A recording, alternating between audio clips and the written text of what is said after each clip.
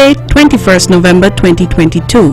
In our lead stories nationally, Nevis to expect over 40 cruise calls and steady hotel reservations for the 2022-2023 tourism season.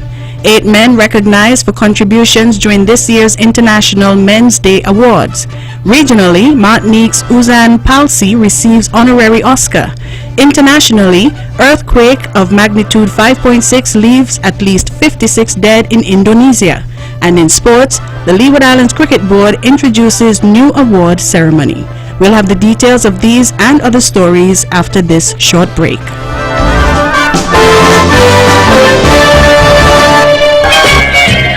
Rocking around Christmas tree.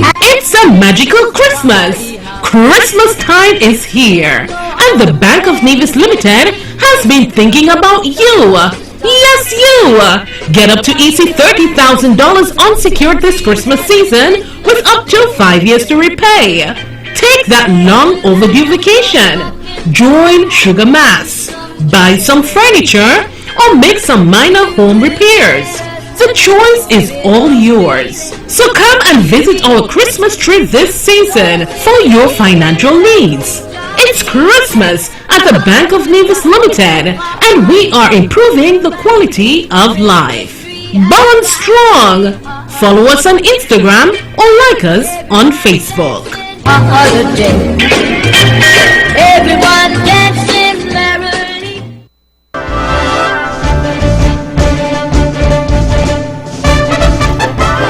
Welcome back, and now the national news. Tourism stakeholders on Nevis are preparing for a robust season for the 2022-2023 year, which is more than 40 scheduled cruise calls and steady hotel reservations. On Thursday, November 17th, Premier the Honorable Dr. Mark Brantley, Minister of Tourism in the Nevis Island Administration, NIA, announced that the first cruise ship of the season, the luxury vessel Starflyer, is scheduled to call on Nevis on November 27th. The cruise season will start with its first call on November 27th when the Starflyer will dock in the waters off Charlestown. Between November 2022 and April 2023, 47 cruise calls are expected, which are scheduled to bring just over 18,000 visitors to Nevis's shores. December will see 11 cruise ships calling on Nevis, including 2 ship days on December 11th and December 29th, with St. Kitts predicting over 1 million cruise passenger arrivals for the 2022-2023 season. Nevis is also expected to benefit from those tourists taking day trips to the island. 8 men were on Friday, November 18th, awarded for their sterling contributions made within the Federation of St. Kitts and Nevis during an award ceremony in recognition of International Men's Day.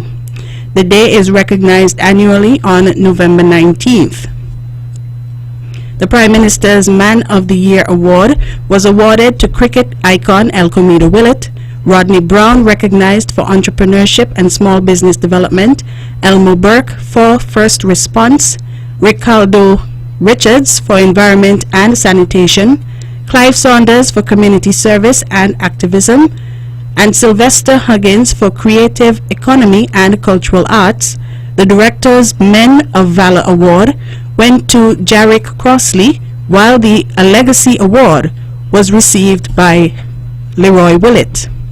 A number of cabinet officials attended the ceremony, including Prime Minister the Honorable Dr. Terence Drew, who made a toast to the awardees and said that the men who were awarded are really an embodiment of the last part of the theme, which says gender equality. The role of the men and the boys in building and maintaining positive relations, and that they demonstrated their commitment to their different fields of endeavor, to their craft, and that has resulted in helping to build positive relationships that resulted in them being recognized. Meantime, during a national address on Saturday, Junior Minister responsible for Gender Affairs, the Honorable Eileen Phillip, said that for this year's theme, it should encourage men to build relationship with other fellow men who are friends, brethren, or brothers. She stated that strong and healthy friendships with other positive-minded males will result in a lower risk of depression, suicide, school dropout, teen pregnancy, substance abuse, and gang involvement. Honorable Phillip also focused on the relationship between men and their children as well as increasing mentor-mentee relationships. She was quoted as saying, "The type of relationship that fathers have with their children affect children's cognitive and social development, and where involved and active father figures are absent in a boy-child's life, mentors become even more necessary to support healthy development and growth. Mentorship is found to be impactful at influencing behavioral change and life choices among at-risk children and youth in particular." The junior minister encouraged interested males to sign up to become mentors in the Department of Gender Boys Mentorship Program and added that the Department of Gender Affairs is exploring additional opportunities to further engage men in dialogue that explore solutions to gender-based violence. The Health Promotion Unit here on Nevis will recognize World AIDS Day. The day in question, celebrated annually on December 1st, is an internationally recognized event dedicated to raising awareness of the AIDS pandemic caused by the spread of HIV infection. As part of its outreach activities, the Health Promotion Unit will be having an HIV outreach and testing day on Thursday, December 1st, 2022, from 9 a.m. to 5 p.m. at the Ministry of Health's parking lot opposite the old Best Buy. Speaking to the VON Newsline, Education and Prevention Officer at the Health Promotion Unit, Ms. Teresa Herbert, gave a brief expectation of the event. So we're inviting the general public to come out and get your free rapid HIV test. The test, a quick test, just requires a quick finger prick, and you have results within 20 minutes.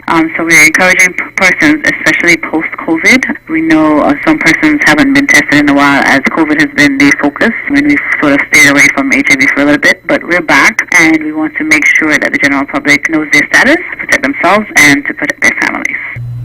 She also pressed on the importance of getting tested. Since the COVID-19 pandemic, worldwide we've seen a resurgence of HIV cases, and so locally we want to make sure that the people of Nevis remain safe. So in addition to HIV testing, we do want to continue to encourage participants to use condoms regularly. So we will be giving out free condoms at the event, and we also want to encourage persons to bring their partners with them, have conversations with their partners, and bring them with them to get tested. Ms. Teresa Herbert. The Joshua Obadiah Williams Primary School emerged victorious at the Department of Cooperative's 4th Annual Primary School Quiz Championship on Tuesday, November 15, 2022 at the CUNA Caribbean Conference Center. Joash Davis and Anjani Stokes of the school beat out their competition with a commendable total of 65 points. Natalie Henry and Camille Davis of the Immaculate Conception Catholic School placed second with a score of 56 points, while Xavier Payan and Leandre Liddy of the Beach Island Primary School captured third place with a close 55 points. The winning school received $1,000. The teachers who assisted the students received $100 phone credit courtesy of Flow, a $50 gift card courtesy of TDC, and one gift card valued at $150 courtesy of the St. Kitts Nevis Anguilla National Bank. Each student received participation trophies, gift and snack baskets, $50 gift vouchers, and tokens courtesy of TDC. Each child was also awarded cooperatives membership accounts at 4 institutions. Leading with prevention, creating awareness, promoting alliances, and strengthening communities. That is the theme for this week's observance of Child Abuse Prevention Week. On Friday, November 18th, in an address to mark the occasion, Junior Minister with responsibility for social development, disabilities, aging, and gender affairs, the Honorable Iseline Phillip, said that the theme surrounds the core principles of no one left behind and reminds us all of the importance of child rights, the role children play in our community, the need to nurture, protect, and guide them, but also the need for them to be included in every aspect of our society. Ms. Phillip also stated that the Ministry of Social Development and Gender Affairs continues to receive unfortunate reports of child abuse, indicating how common this social problem really is. She said, however, that reports do not always tell the full picture, since for every incident of abuse reported, there are still several that remain unreported. This year, the Ministry's celebration of World Children's Day is therefore focused on raising awareness around child abuse and advocating for child abuse prevention. The week's observance began on Sunday 20th and will conclude on Friday 25th November 2022. On Friday, the public is encouraged to wear the color blue, which represents the fight against child abuse. The junior minister was quoted as saying, "You may consider wearing something blue, paint your nails blue, make a blue cake, or dyeing your hair to mark the occasion, and showcase your creativity in support of child abuse prevention."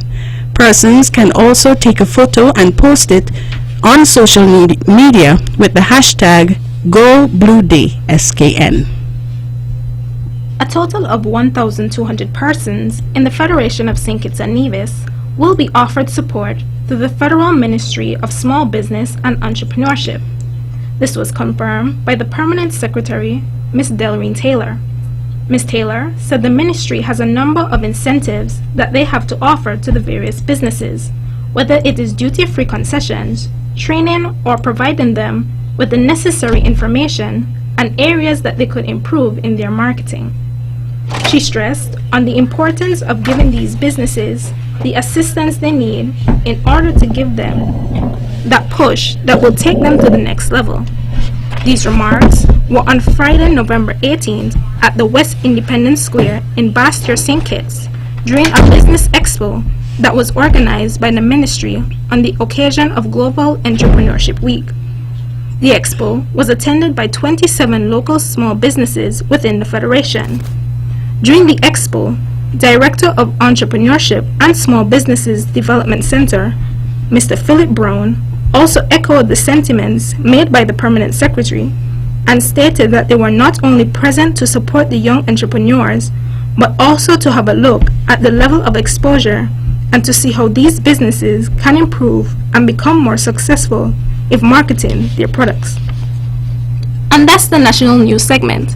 You can visit our website at www.vonradio.com or check us out on Facebook at Von Radio or our Von Radio YouTube channel for these and other stories. News from across the region is next.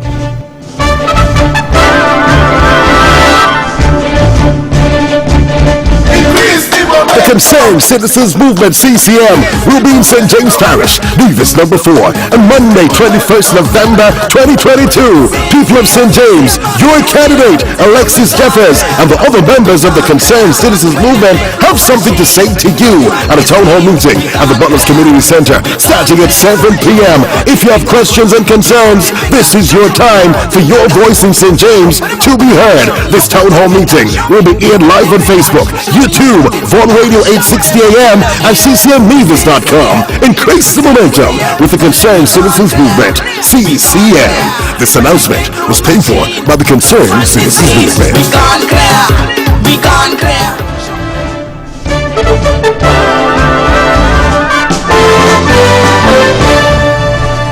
Welcome back, and now for the regional news. In Martinique, Caribbean and Black Excellence was celebrated last evening when Martinican filmmaker and director Uzan Palsy was presented with an honorary Oscar at the Academy of Motion Picture Arts and Sciences Governor's Award.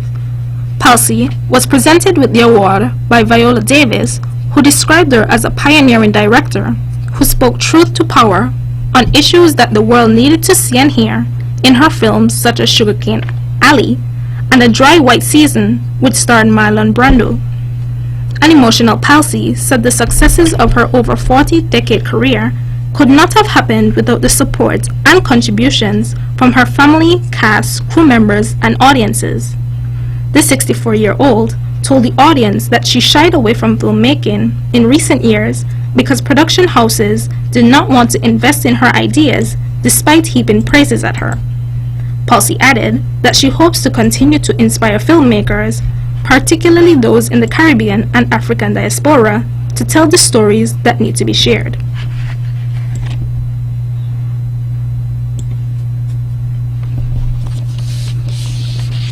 An amendment will be made to Antigua and Barbuda's labor regulations to set the minimum hourly wage at EC $9. The decision to increase the minimum wage came after the Cabinet met with the National Minimum Wage Commission to discuss its recent report on wages and salaries in Antigua and Barbuda. Currently, minimum wage workers receive EC $8.20 per hour or $328 per week for a 40-hour work week. A note from the Cabinet said the Commission has proposed that the minimum hourly wage be increased to either $8.90 or $10. Meanwhile, negotiations are continuing between the government and trade unions regarding new salaries for public servants. The government said it is cognizant of the additional costs which an increase in wages, salaries, and emoluments will have on government's revenue. Therefore, the increase will be tempered by the additional costs for services and goods, which the government must also now absorb in an era when global inflation has plagued every country because of COVID-19 and the Russian-Ukraine conflict. In Dominica, Prime Minister Roosevelt Skerrit said the will of Dominicans will be reflected on December 6th when votes are counted. At a political meeting last evening in St. Joseph, he told the Dominica Labour Party supporters, DLP, that the majority of persons on the island are not supporting moves by the opposition to destabilize the country. He noted that while the opposition United Workers' Party, UWP, has boycotted the election on paper, their party members and machinery are working to support independent candidates as well as Team Unity Dominica, TUD. Skerrit views this as an endorsement of the credibility of the general election. He claimed that the opposition's main goal is to convince many of Dominica's eligible voters to stay away from the polls to affect its credibility in the eyes of international observers. The Dominica Electoral Office confirmed on Saturday that 39 candidates will compete for the 15 seats in Parliament at the December 6th general election. Antigua and Barbuda's Prime Minister Gaston Brown has welcomed the breakthrough agreement reached at the United Nations Climate Change Conference, COP27, in Egypt over the last weekend to provide loss and damage funding for vulnerable countries hit hard by climate disasters. Brown said his country, as well as the Alliance of Small Island States, AOSIS, which he chaired, were involved in negotiations in Egypt and had even addressed one of the negotiating meetings. Set against the difficult geopolitical backdrop, COP27 resulted in countries delivering a package of decisions that reaffirmed their commitment to limit global temperature rise to 1.5 degrees Celsius above pre-industrial levels. Creating a specific fund for loss and damage marked an important point of progress, with the issue added to the official agenda and adopted for the first time at COP27. Governments took the groundbreaking decision to establish new funding arrangements as well as a dedicated fund to assist developing countries in responding to loss and damage. The first meeting of the Transitional Committee is expected to take place before the end of March 2023. Parties also agreed on the institutional arrangements to operationalize the Santiago Network for Loss and Damage and to catalyze mechanical assistance to developing countries that are particularly vulnerable to the adverse effects of climate change.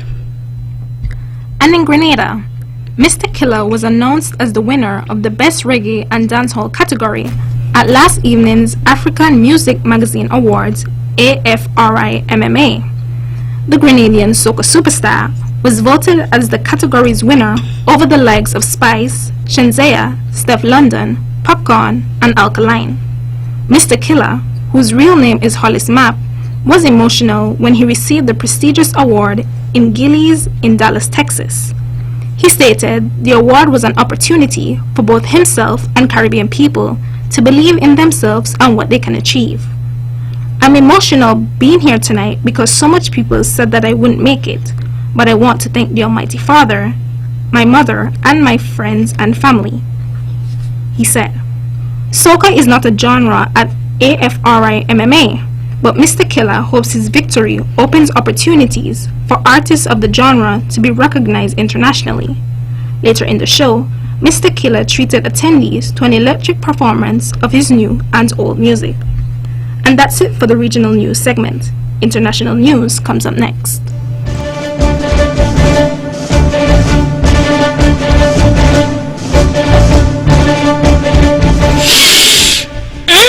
What's that sweet smelling aroma? That's fresh bread from the Nevis Bakery. Roll on, roll on.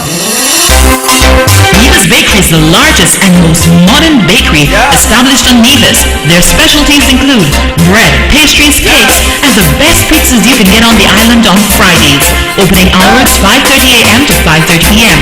Go and see them today for your freshly baked goods. Located at Happy Hill Drive, Charlestown, Nevis. Telephone 469-5219 or fax 469-0165. I'm going down now to get me some fresh bread at the Nevis Bakery. Why don't you come over?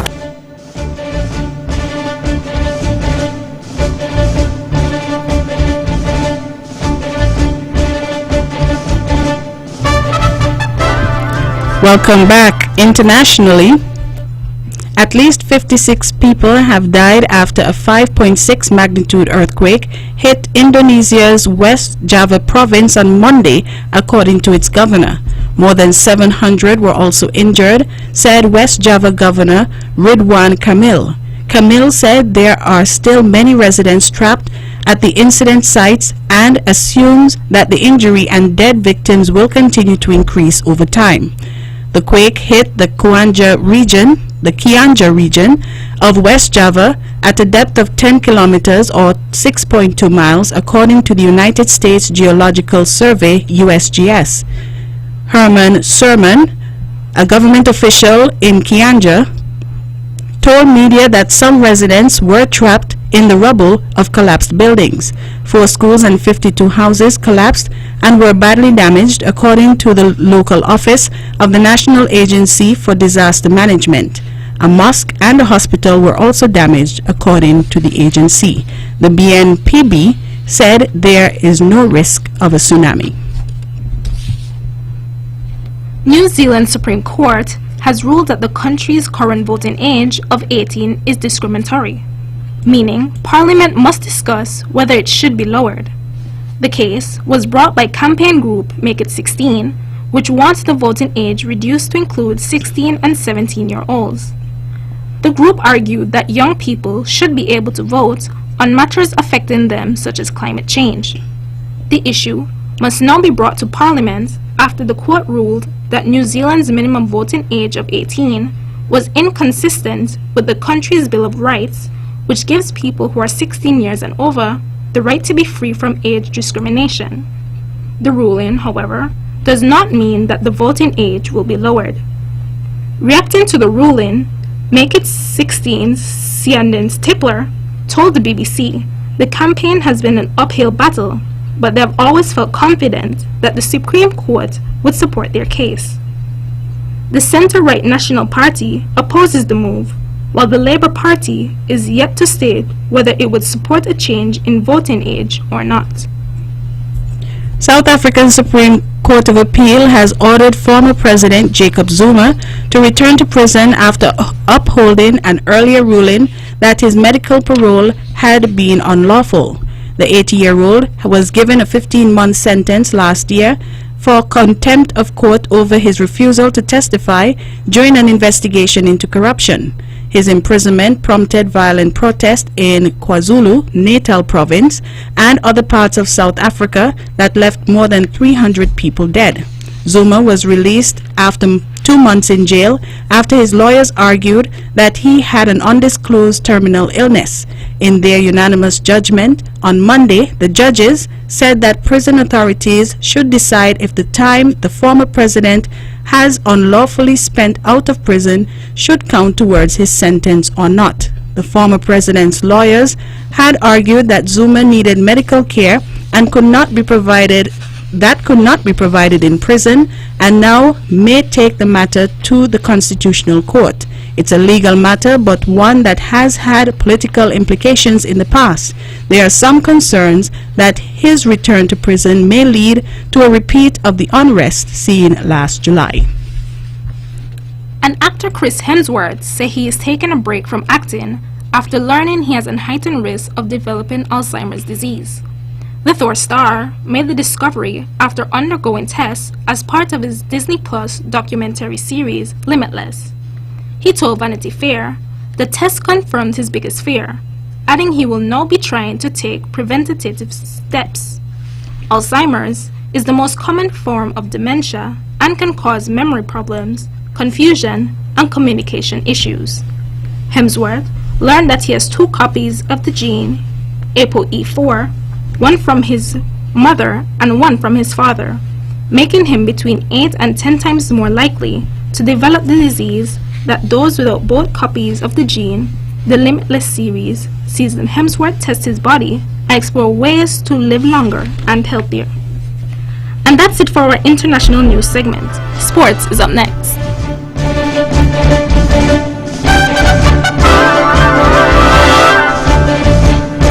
Happy holidays to our customers and potential customers here in the Federation.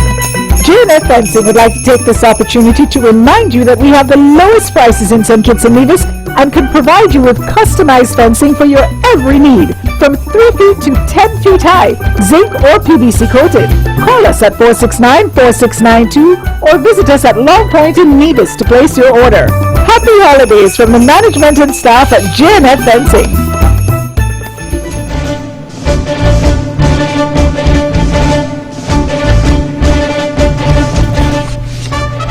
Welcome back. In local sports, the Leeward Islands Cricket Board, LICB, has announced the implementation of new initiative dubbed the Gold Jacket Award Ceremony.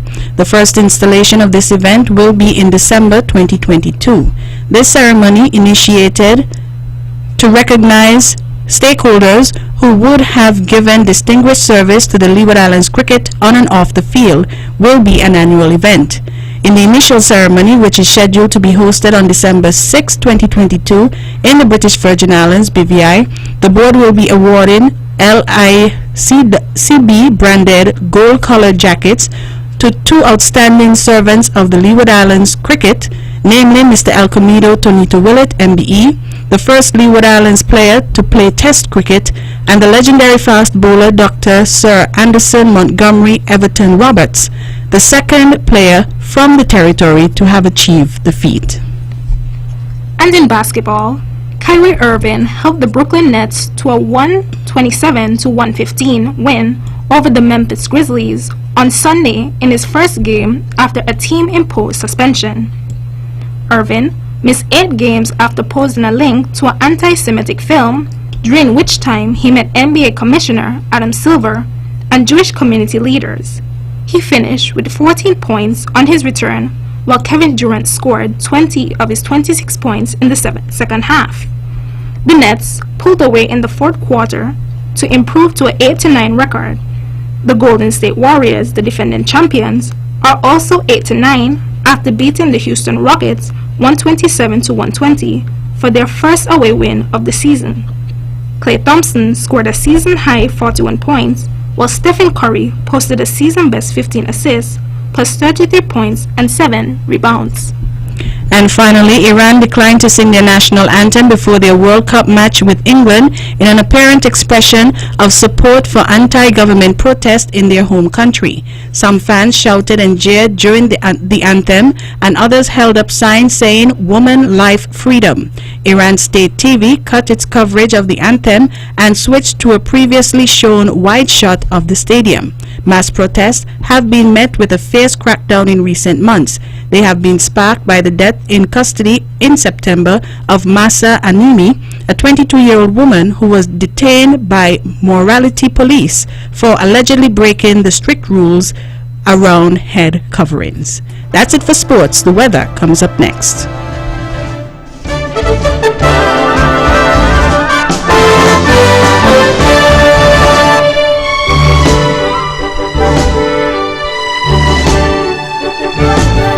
Weather today, partly cloudy to cloudy at times, with periods of passing showers. Weather tonight, partly cloudy with a 40% or moderate chance of showers. Winds, east 10 to 41 kilometers per hour, or 12 to 25 miles per hour, and possible gusts to 56 kilometers per hour, or 35 miles per hour. Seas, 1.5 to 2.8 meters, or 5 to 9 feet. A small craft advisory remains in effect, mainly for the northern and eastern side of the islands. Sunrise tomorrow at 6:19 a.m. Synopsis: moisture and instability associated with a trough will trigger some showers across the region. Meanwhile, moderate to fresh winds will maintain choppy and hazardous seas across the area. And that's how we wrap up the major news package for today, Monday, 21st November 2022. Before we go, let's take a look at the headlines once again. Nationally, needless to expect over 40 cruise calls and steady hotel reservations for the 2022-2023 tourism season, and 8 men recognized for contributions made during this year's International Men's Day Awards. Regionally, Martinique's Ousmane Palsi receives honorary Oscar. Internationally, earthquake of magnitude 5.6 leaves at least 56 dead in Indonesia. And in sports, the LIBC introduces new award ceremony. On behalf of the rest of the news team, I am Melissa Martin alongside Donella Thompson, wishing you a safe and an enjoyable evening.